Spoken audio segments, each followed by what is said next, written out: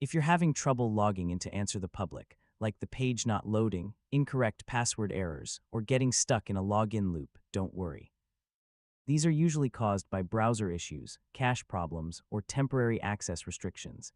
In this tutorial, I'll show you how to fix Answer the Public login issues step by step.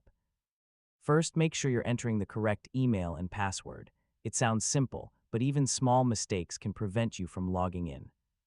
If needed, use the Forgot Password option to reset your credentials.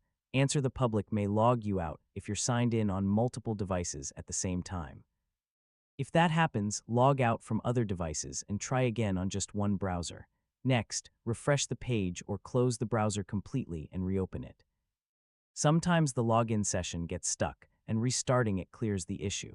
If the login page keeps looping or won't load properly, clear your browser cache and cookies.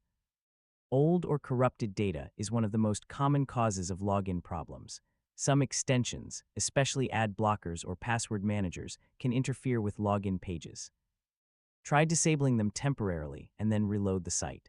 If the issue still continues, open Answer the Public in incognito mode or switch to a different browser like Chrome, Firefox, or Edge.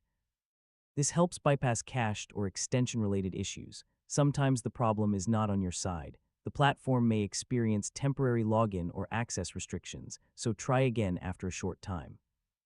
A quick restart of your device or internet connection can also fix hidden network glitches that block login requests.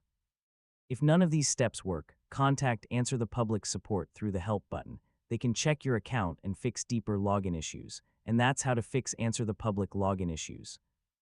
Yeah, most problems come from browser cache, extensions, or session conflicts, and one of these steps should get you back in. Thanks for watching, and good luck getting logged in.